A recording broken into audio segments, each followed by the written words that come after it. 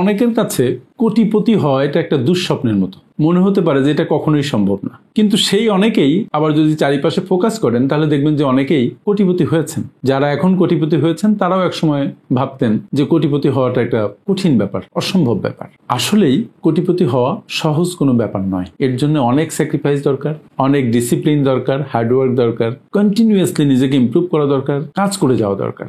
সবারই টাকা দরকার, সবাই টাকার জন্য দৌড়াচ্ছে, আপনারও দরকার, আমার দরকার, সবার দরকার। এই জন্য টাকা আয়ের পথে প্রচন্ড কম্পিটিশন।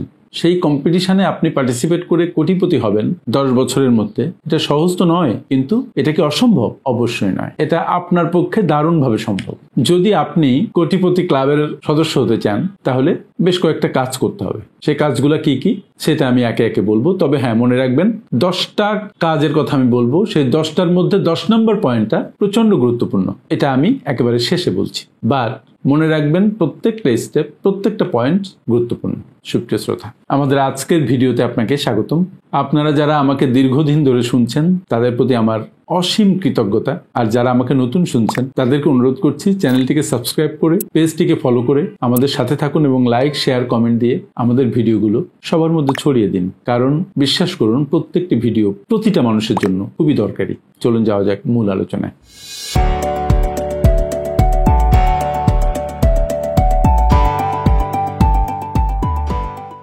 বলছিলাম যে 10 বছরে কোটিপতি কিভাবে হবেন, এটা আপনার পক্ষে অবশ্যই অবশ্যই সম্ভব। আল্লাহ আপনার মধ্যে সব ধরনের গুণাবলী দিয়ে দিয়েছেন, আপনার চারপাশে প্রচুর রিসোর্সেস দিয়ে দিয়েছেন। শুধু আপনাকে কি করতে হবে? এই রিসোর্সগুলা মোবিলাইজ করতে হবে ইন আ লফুল ম্যানার, নিয়মতান্ত্রিকভাবে, আইনগত বৈধভাবে, তাহলে সেটা হালাল হবে।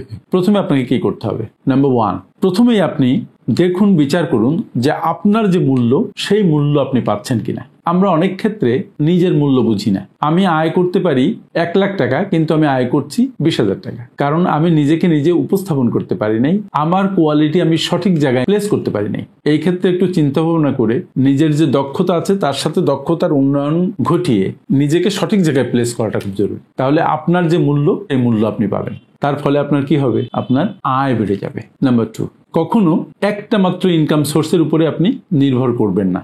যারা আজকে বড় হয়েছে, কোটিপতি হয়েছেন, শত কোটি টাকার মালিক হয়েছেন, তারা দেখবেন কখনো একটা ইনকাম সোর্সের উপরে নির্ভর করেন না। কারণ একটা ইনকাম সোর্স যদি কোনোভাবে বন্ধ হয়ে যায়, কখনো রিস্কের মধ্যে পড়ে, তাহলে কি করবেন? তাহলে তো বিপদে পড়ে যাবেন। এই জন্য মাল্টিপল সোর্সেস অফ ইনকাম ব্যবস্থা করেন। আমি মাল্টিপল জবের কথা বলছি না, মাল্টিপল সোর্সেস অফ ইনকামের ব্যবস্থা করতে বলেছি। আপনি চেষ্টা করলে আজকেই পারবেন না, কিন্তু কালকে পারবেন, 2 মাস পরে পারবেন, 2 বছর পরে পারবেন।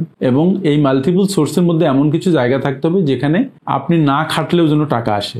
যেমন লভ্যাংশ, সুদ, প্রফিট, যেভাবে বলেন না কেন, রেন্ট, যেভাবেই বলেন, আপনার বিভিন্ন সোর্স থেকে টাকা আসতে হবে। সুতরাং আপনি সে ব্যাপারে যত্ন নেবেন, সে ব্যাপারে কাজ করবেন। নাম্বার 3, যতটুকু সম্ভব সঞ্চয় করুন এবং এই সঞ্চয়টা আপনি অটোমেট করে করুন। কিভাবে? আপনি আয়ের একটা বড় অংশ চেষ্টা করবেন আগে সঞ্চয় করতে, এবং সেই সঞ্চয়টা ইন্টারনেট ব্যাংকিং এর মাধ্যমে করবেন। এক অ্যাকাউন্ট থেকে আরেক অ্যাকাউন্টে ট্রান্সফার করে দিবেন। আপনার যে অ্যাকাউন্টে টাকা জমা হয়, আপনার রেমুনারেশনের টাকা বা আপনার স্যালারির টাকা, সেই টাকা থেকে আপনি যে সেভিংস অ্যাকাউন্ট গুলা করেছেন বা যে স্কিমগুলো আছে, সঞ্চয়ের যেগুলো জায়গা আছে বা ইনভেস্টমেন্টের যেগুলো জায়গা আছে, সেখানে টাকা সরাসরি ট্রান্সফার করে দিবেন। এবং কখন করবেন এটা?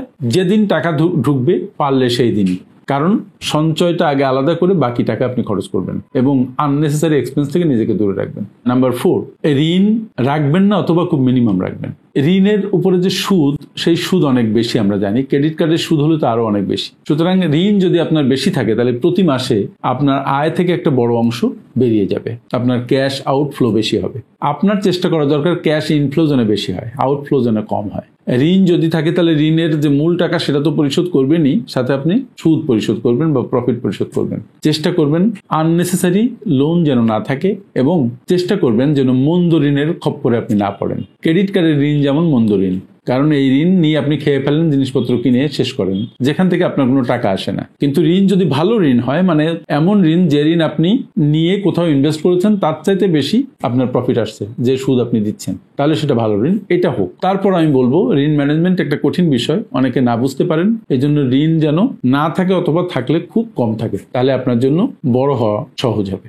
নাম্বার 5, শাইনি বল সিনড্রোম নামে একটা কথা আছে। এই শাইনি বল সিনড্রোমের শিকার যেন না হন। মানে সবসময় ট্রেন্ডি জিনিসের পেছনে ছোটা, নতুন একটা মোবাইল এসছে আমি সেটাই কিনতে হবে, নতুন একটা গাড়ি এসছে আমার সেটাই কিনতে হবে, নতুন একটা ব্র্যান্ডের শার্ট এসছে সেটাই আমার না কিনলে চলবে না, নতুন জুতা এসছে সেটাই আমার কিনতে হবে, অথচ আমার অনেক আছে। এই ধরনের সিনড্রোমে আক্রান্ত হবেন না, এটা আপনার পকেট থেকে শুধু টাকা বের করে দিবে।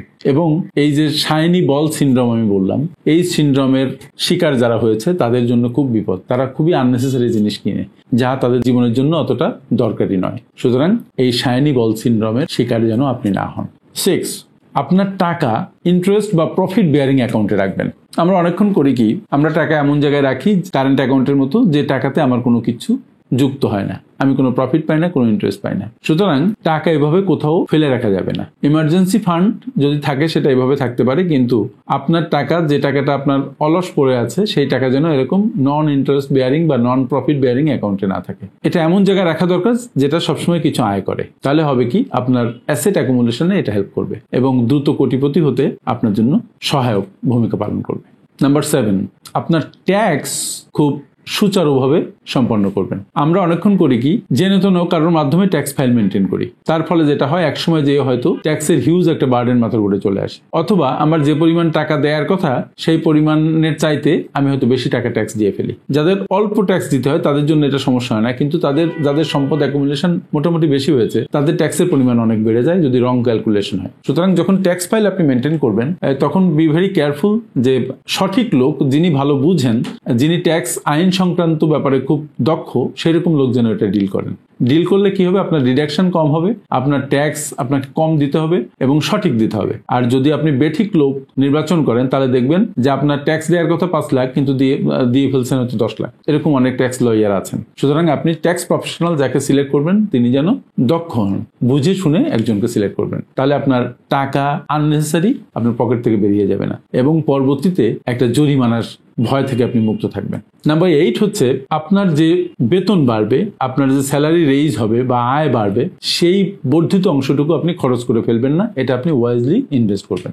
আপনার তো ইনভেস্টমেন্ট প্রোগ্রাম নর্মালি আছে, আপনার সেভিংস প্রোগ্রাম আছে মাসে, সেগুলোর সাথে যখনই আপনার কোনো বেতন বাড়ে তখন আপনি করে ফেলেন কি, আপনার খরচের খাতাটা বেশি করে খুলে ফেলেন, আপনার বাসা চেঞ্জ করে ফেলেন, গাড়ি চেঞ্জ করে ফেলেন, অনেক কিছু করেন। সেটা না করে বরং যেটুকু আপনার বেতন বাড়ছে সেটা আপনি ওয়াইজলি ইনভেস্ট করেন। তাহলে দেখবেন যে আপনার সম্পদের দ্রুত বৃদ্ধি হবে। আপনি আসলে কি করছেন, আমরা কি নিয়ে কথা বলছি? আমি কথা বলছি এখন যে আপনি 10 বছরে কোটিপতি হবেন, সেই প্রোগ্রামের মধ্যে দিয়ে আপনি যাচ্ছেন। সুতরাং এটা তো আপনার একটা প্ল্যান, আপনি একটা সিদ্ধান্ত নিয়েছেন। সুতরাং এটা করার জন্য আপনার স্যাক্রিফাইস করতে হবে, অনেক আনন্দকে ত্যাগ করতে হবে, অনেক প্ল্যানিং এর মধ্যে দিয়ে যেতে হবে। এই প্ল্যানিং যত আপনি সুচারুভাবে করতে পারবেন, সঠিকভাবে সামনে অগ্রসর হবেন, তত তাড়াতাড়ি আপনি আপনার লক্ষ্যে পৌঁছাতে পারবেন। সুতরাং যে বেতনের যে বৃদ্ধি হচ্ছে, বোনাস যেটা পাচ্ছেন বা অন্য কোনো সোর্স থেকে আপনার কোনো হঠাৎ ইনকাম যদি চলে আসে, সেটা আপনি খরচ না করে আপনি সেটা সঠিকভাবে ইনভেস্টমেন্টে কাজে লাগান। নাম্বার 9 হচ্ছে, আপনি একজন প্রফেশনালের সাহায্য নেবেন।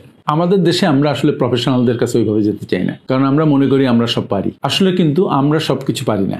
আমি একটা কাজে ভালো, আপনি আরেকটা কাজে ভালো, আরেকজন আরেকটা কাজে ভালো। যিনি প্রফেশনালি কনসালটেন্সি করেন তিনি ওই কাজ ভালোভাবে শিখেছেন, উনি আপনাকে সঠিকভাবে গাইড করে আপনার একটা জায়গায় পৌঁছে দিতে পারেন। মজার ব্যাপার শেয়ার করি, যেমন এক ভদ্রলোক আমার কাছে এসেছিলেন কনসালটেন্সির জন্য। উনি আমাকে বললেন যে স্যার, আমাকে এমনভাবে প্ল্যান করে দেন যেন রিটায়ারমেন্টের পরে আমার হাতে 2 কোটি টাকা থাকে। আমরা আলোচনা করার পরে 1-1.5 ঘন্টা সেশন করার পরে আমি তাকে হিসাব করে বুঝালাম যে 2 কোটি টাকা না, আপনি যদি এই নিয়মগুলো মানেন তাহলে আপনার রিটায়ারমেন্টের পরে আপনার হাতে মোর দ্যান 6 করোড় টাকা থাকবে, 6 কোটির বেশি টাকা থাকবে। তো আমি যেভাবে হিসাব করেছি উনি সেভাবে হিসাব করতে ব্যর্থ হয়েছিলেন বলে উনি 2 কোটি টাকাই চোখে দেখতে পাননি। ওনার প্ল্যানিংকে আমি একটু রিসাফল করে দিয়েছিলাম। তো যারা প্রফেশনাল কনসালটেন্ট তারা আপনাকে এভাবে হেল্প করতে পারে। সুতরাং একজন প্রফেশনাল কনসালটেন্টের আপনি হেল্প নেবেন। যদি আপনার 1 টাকা খরচ করে 1 লাখ টাকা বেঁচে যায়, তাহলে এই 1 টাকা খরচ করার জন্য আপনি কুণ্ঠাবোধ করবেন না, ইট উইল হেল্প ইউ। এবং নাম্বার 10 বলেছিলাম সবচেয়ে গুরুত্বপূর্ণ যে বিষয়, সেটা হচ্ছে আপনি ডিসিশন নেবেন, মন স্থির করবেন যে আপনি 10 বছরের মধ্যে কোটিপতি হবেন। যখনই আপনি কোনো ডিসিশন নেন, মনকে স্থির করেন এবং সেটা লিখে ফেলেন, তখন আপনার মন, আপনার পারিপার্শ্বিকতা সহ পুরা ইউনিভার্স আপনার স্বপ্ন পূরণের জন্য কাজ করতে থাকে। সুতরাং আপনি সিদ্ধান্ত নিন। সিদ্ধান্তর কথা আমি আলাপ করলাম 10 নম্বরে, কিন্তু এই সিদ্ধান্ত নেবেন আপনি 1 নম্বরে, প্রথমে, যে আপনি 10 বছরের মধ্যে কোটিপতি হবেন। আপনার যে অবস্থায় এখন থাক না কেন, হাতে কিচ্ছু নেই, কোনো প্রবলেম, বাট এই সিদ্ধান্ত নিয়ে আপনি কাজ শুরু করে আমি যে পয়েন্টগুলো বললাম সেইভাবে সামনে যাবেন। আপনি দেখবেন 10 বছরে আপনি 1 কোটি টাকা নয়, তার চাইতে আরো বেশি টাকার মালিক হয়েছে। আমার সাথে এতক্ষণ থাকার জন্য অনেক অনেক ধন্যবাদ।